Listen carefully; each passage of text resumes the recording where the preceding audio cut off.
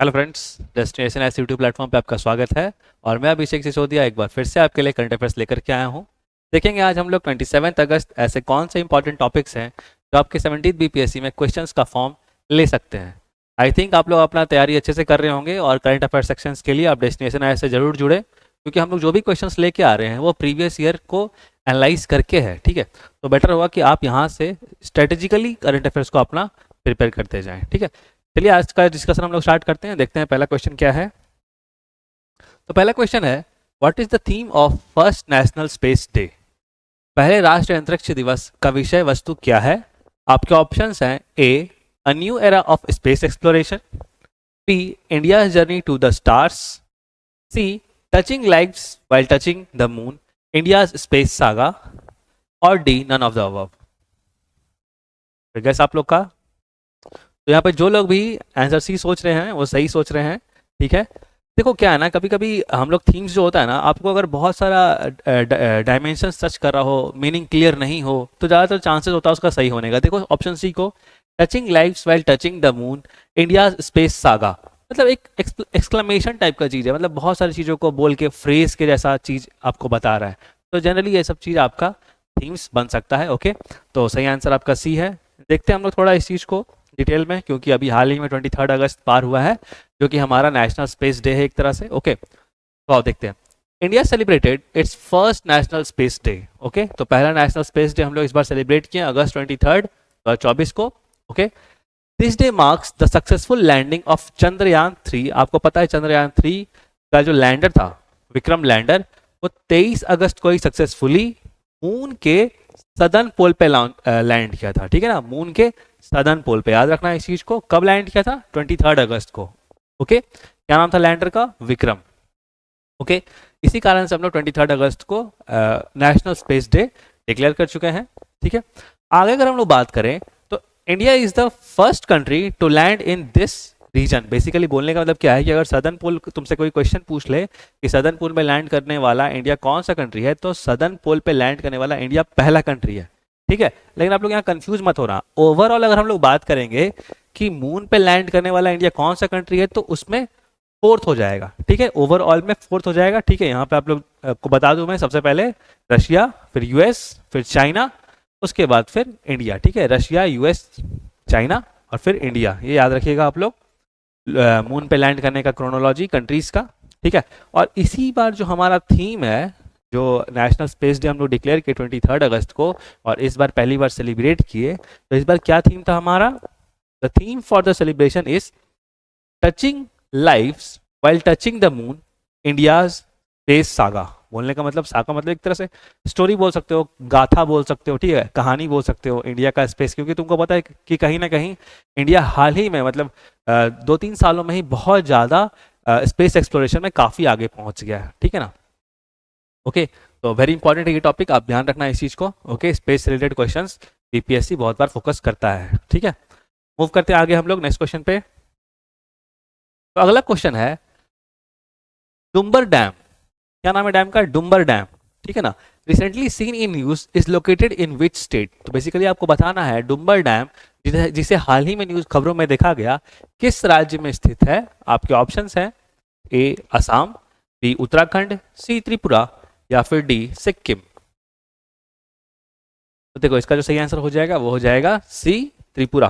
ठीक है ना, आप लोग को बता दूं मैं कि अभी ये इतना ज़्यादा न्यूज़ में क्यों आया, क्योंकि आपको पता है बांग्लादेश में फ्लड आ गया था। तो कहीं ना कहीं बांग्लादेश वाले बोल रहे थे कि इंडिया ने डुम्बुर डैम का गेट खोल दिया, इंडिया ने डुम्बुर डैम का गेट खोला, इस कारण से बाढ़ आई। लेकिन हमारी गवर्नमेंट ने इस चीज़ को डिनाई कर दिया है। तो जानते हैं थोड़ा इस चीज़ के बारे में, काफ़ी इंटरेस्टिंग है। ओके, ऐसे भी बांग्लादेश से रिलेटेड जो भी चीज़ें हैं अभी काफ़ी ज़्यादा इंटरेस्टिंग है। तो देखो, मिनिस्ट्री ऑफ एक्सटर्नल अफेयर्स, ठीक है ना, denied the floods in eastern Bangladesh. विदेश मंत्रालय ने डिनाई किया है, उन्होंने बोला कि नहीं, जो भी फ्लड्स ईस्टर्न बांग्लादेश में आया है were not due to opening of the Dumbur dam. ठीक है, the ministry of external affairs, विदेश मंत्रालय ने इस चीज़ से डिनाई कर दिया, ये खारिज कर दिया कि बांग्लादेश में जो फ्लड आया ईस्टर्न बांग्लादेश में, वो डुम्बुर डैम के खोलने से आया। तो आप ये चीज़ जान लेना। ठीक है, अब डुम्बुर डैम इसलिए न्यूज़ में आ गया, तो आपको जानना चाहिए कि डुम्बुर डैम कहाँ है। तो डुम्बुर डैम एक्चुअली सिचुएटेड है त्रिपुरा में। Okay, very important. अब डैम है तो जरूर कोई ना कोई रिवर से अटैच होगा। तो डुम्बू dam is on Gomti river, very important, ठीक है। डुम्बू dam is situated on Gomti river, ठीक है। It flows through Bangladesh and joins the मेघना रिवर सिस्टम। फाइनली मेघना रिवर सिस्टम में गोमती रिवर मर्ज कर जाती है, ध्यान रखना इस चीज का। और गोमती रिवर त्रिपुरा से फ्लो करती है और त्रिपुरा में ही आपका डुम्बू डैम है, ठीक है। तो बेसिकली इंडिया का इसमें कोई हाथ नहीं था, आपका जो भी बांग्लादेश में फ्लड आया है, ठीक है ना। तो ध्यान रखना, आपसे कोई भी क्वेश्चन अगर आए डुम्बू डैम या फिर गोमती रिवर पे कौन सा डैम है, तो डुम्बू डैम याद रखना इस चीज़ को, ठीक है। मूव करते हैं और फाइनली जो गोमती रिवर है वो मेघना रिवर सिस्टम में मर्ज कर जाती है, ओके। तो क्वेश्चन किस तरह भी घुमा के आपको पूछा जा सकता है, तो बेसिकली कंटेंट यही है, ठीक है ना, ओके। अगला क्वेश्चन देखते हैं हम लोग। Which country has India recently signed a green ammonia export agreement? क्या है, भारत ने हाल ही में किस देश के साथ एक हरित अमोनिया निर्यात समझौते पर हस्ताक्षर किया है? आपके ऑप्शन है A Japan, B South Korea, C Australia या फिर डी कजाकिस्तान। देखो यहाँ पे जो आपका सही आंसर हो जाएगा दैट इज ए जापान, ठीक है। ध्यान रखना इस चीज को। देखो बहुत चीजें यहाँ पे आपको बताने के लिए, सबसे पहले तो ग्रीन अमोनिया क्या होता है यही चीज जान लो। देखो ग्रीन अमोनिया क्या होता है ना, अमोनिया का प्रोडक्शन कोई भी रेन्यूएबल एनर्जी का यूज करके, ठीक है ना। अमोनिया का प्रोडक्शन पहले भी हो रहा था, लेकिन पहले क्या था कि हम लोग कन्वेंशनल सोर्स ऑफ एनर्जी से प्रोड्यूस करते थे, non renewable source of energy से प्रोड्यूस करते थे। लेकिन अगर हम लोग अमोनिया का production renewable source of energy से करेंगे, जैसे कि सोलर एनर्जी, विंड एनर्जी, तो इससे क्या होगा, इससे बेसिकली ये होगा कि जो जो भी अमोनिया के प्रोडक्शन प्रोसेस में जो भी एमिशन, जो भी पोल्यूशन होता है वो सब बहुत कम हो जाएगा, ठीक है ना। तो इस कारण से इसको हम लोग क्या बोलते हैं, ग्रीन अमोनिया बोलते हैं, ओके। और बेसिकली ये सब जो चीज़ है ना, ग्रीन अमोनिया, ग्रीन हाइड्रोजन, इनका कॉन्सेप्ट यही है कि इनके प्रोडक्शन में हम लोग रेन्यूएबल सोर्सेज ऑफ एनर्जी का यूज़ करें, for example solar energy, wind energy, okay, ठीक है। तो देखते हैं इस न्यूज़ को हम लोग कंप्लीटली।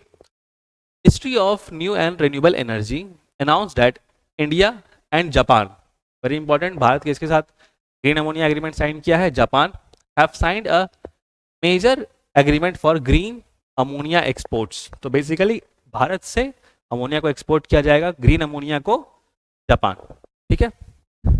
आगे अगर हम लोग बात करें, the deal finalise on August 21, 2024, तो ये भी हाल ही में 21 अगस्त को साइन हुआ, ओके।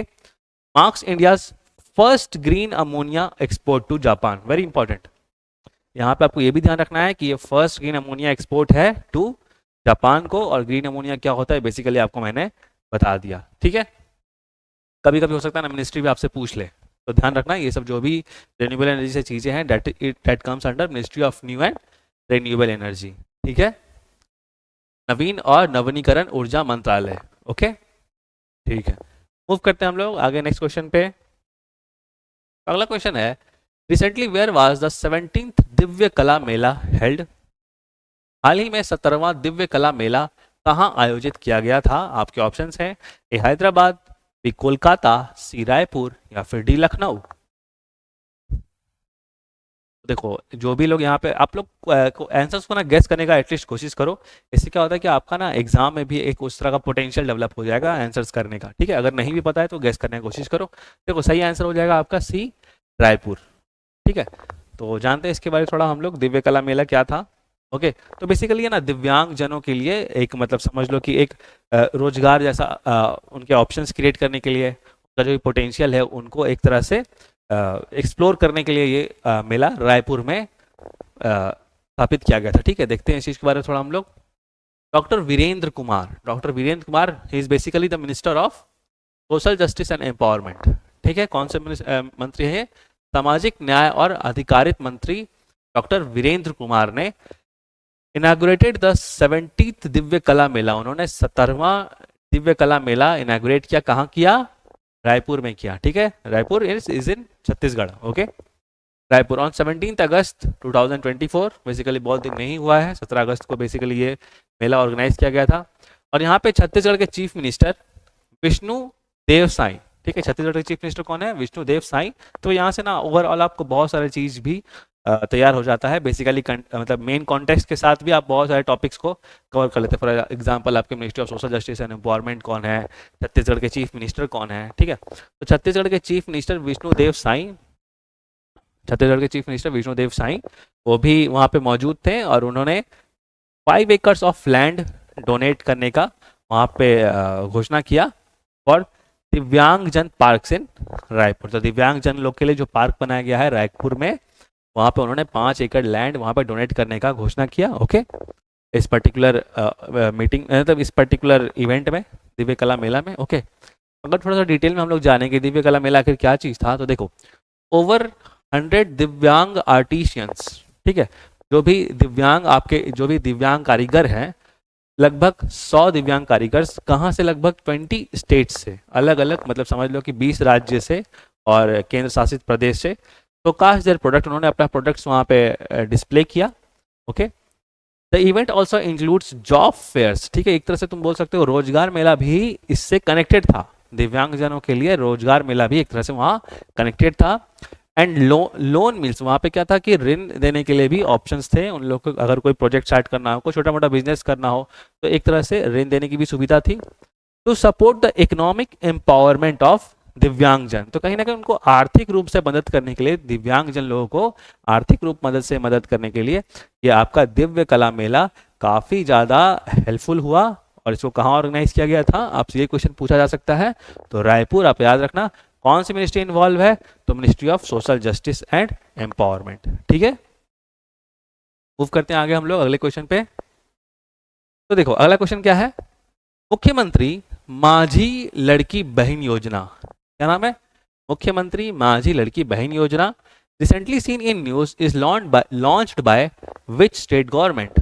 हिंदी में रिपीट करते हैं हम, मुख्यमंत्री माझी लड़की बहन योजना हाल ही में खबरों में देखी गई किस राज्य सरकार द्वारा शुरू की गई है। आपके ऑप्शंस है, ए महाराष्ट्र, बी राजस्थान, सी केरला, या फिर डी गुजरात। तो थोड़ा आप गैस करने की कोशिश करोगे ना, थोड़ा मतलब थोड़ा दिमाग लगाओगे, तो माझी लड़की बहन योजना, थोड़ा माझी वर्ड जो आ रहा है ना आपको, ये कहीं ना कहीं महाराष्ट्र की तरफ जरूर लेके जाएगा। ठीक है, सही आंसर क्या हो जाएगा, ए महाराष्ट्र। ठीक है, ओके, तो देखते हैं हम लोग इसके बारे थोड़ा, इस योजना के बारे क्या है इसमें।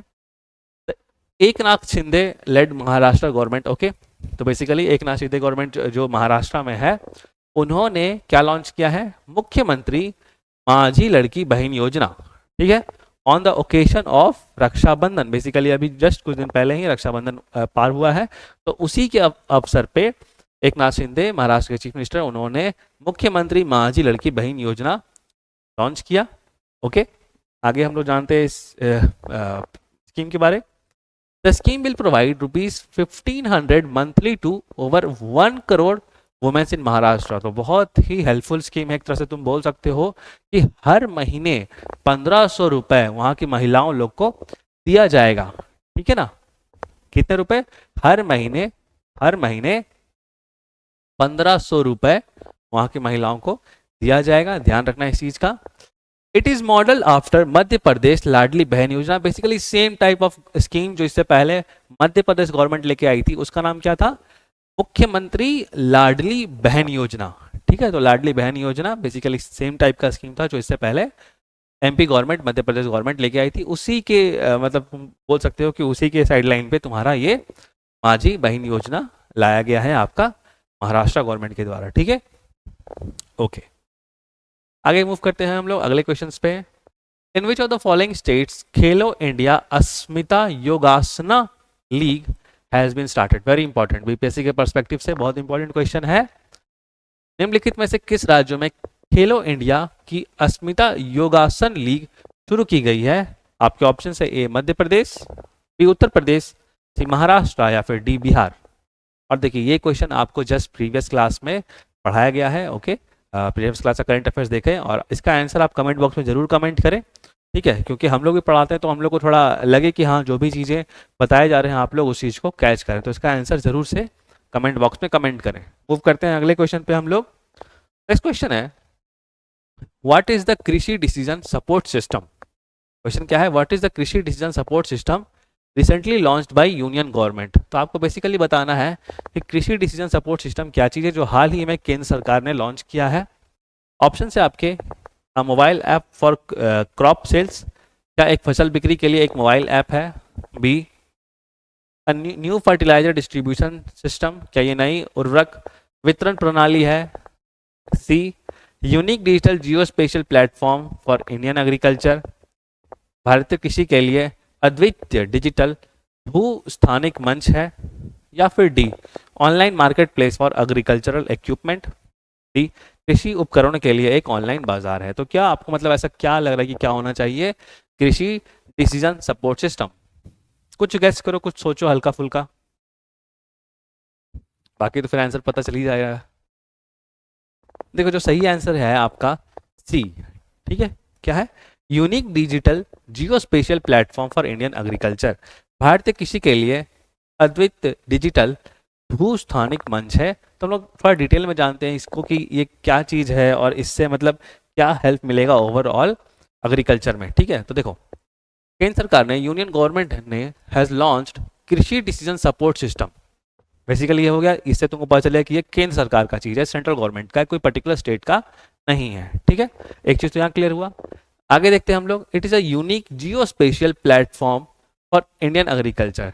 तो ये एक अद्वितीय भूस्थानिक मंच कृषि जो कि आपको कहीं ना कहीं बहुत सारे इंफॉर्मेशन देगा एग्रीकल्चर से रिलेटेड। उस तरह का एक एप्लीकेशन है, उस तरह का एक प्लेटफॉर्म है। क्या क्या इंफॉर्मेशन देगा हमको ये डिजिटल सपोर्ट सिस्टम, कृषि डिसीजन सपोर्ट सिस्टम जो है, मेरे को क्या इंफॉर्मेशन देगा जो कि एग्रीकल्चर में हेल्पफुल है? देखो, it provides detail data on field soil, वहाँ की मिट्टी के बारे, कितनी नमी है मिट्टी में, ठीक है, वहाँ का मौसम कैसा है, वाटर लेवल, पानी का स्तर कितना है, ठीक है, उस पर्टिकुलर जगह पे, जहाँ जिस जगह पे भी आप एग्रीकल्चर वहाँ करना चाहते हैं, ठीक है। क्रॉप कंडीशन, किस तरह के वहाँ पे क्रॉप्स हैं, ठीक है, किस तरह के बीज हैं।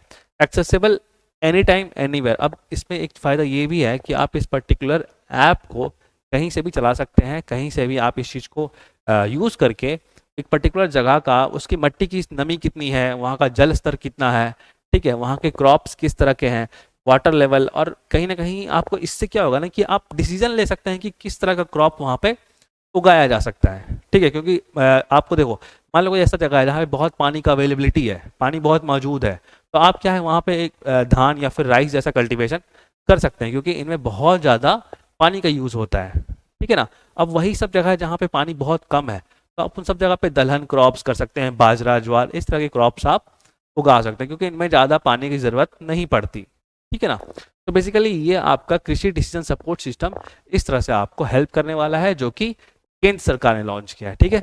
और इसका बहुत बड़ा फायदा क्या है कि किसी भी समय आप इसको यूज़ कर सकते हैं और कहीं भी यूज़ कर सकते हैं, ठीक है। थोड़ा और देख लेते हैं कुछ इन्फॉर्मेशन इसके बारे। कृषि decision support system offers real time information on the soil moisture, very important. इसमें क्या होगा ना कि आपको रियल टाइम मतलब बेसिकली उस पर्टिकुलर टाइम पे ही कितना उसका सॉइल मॉइस्चर है, क्या सॉइल की स्थिति है। ऐसा नहीं कि बहुत दिन पहले का कोई डाटा आपको देगा, एकदम रियल टाइम आपको डाटा मिलने वाला है, ताकि आप बहुत सही डिसीजन ले पाए उस चीज़ से, ठीक है। Soil moisture, crop condition and drought monitoring, तो कहीं ना कहीं सूखा का भी इस चीज़ को देखा जाएगा कि कहीं सूखा तो नहीं पड़ने वाला है, बारिश बहुत कम तो नहीं होने वाली है, इन सब चीज़ का भी इंफॉर्मेशन आपको मिलेगा, ठीक है। देखो कहीं ना कहीं भारत एक कृषि प्रधान देश है, और वहाँ पे इस तरह के एप्लीकेशन, इस तरह के प्लेटफॉर्म बहुत ज़रूरी हैं, ताकि किसानों के हित के लिए काम किया जाए, ठीक है ना। आगे देख लेते हैं। It includes one nation one soil information system with comprehensive soil data. तो कहीं ना कहीं one nation one soil information system मतलब पूरे भारत के लिए एक जगह पे आप कहाँ पे किस तरह का सॉइल है, किस तरह के सॉइल का इंफॉर्मेशन आपको पूरे सही तरीके से इस पर्टिकुलर कृषि डिसीजन सपोर्ट सिस्टम के थ्रू आपको मिलेगा, और उससे आप सही डिसीजन ले सकते हैं कि आपको आखिर किस तरह के क्रॉप्स उगाने चाहिए, ठीक है। ओके, तो थैंक यू सो मच। आज के लिए इतना ही, शॉर्ट एंड क्रिप्स वीडियो था। मिलते हैं आपसे इसी तरह के वीडियो में जल्द ही। अगर वीडियो अच्छा लगा तो प्लीज़ इसको ज़रूर लाइक करें, और डेस्टिनेशन आईएएस के चैनल को सब्सक्राइब करें, ताकि आप अपने 17th बीपीएससी को प्रिपरेशन को और अच्छी तरीके से कर पाएँ। मिलते हैं आपसे जल्दी, तब तक के लिए thank you so much, and please do take care of yourself.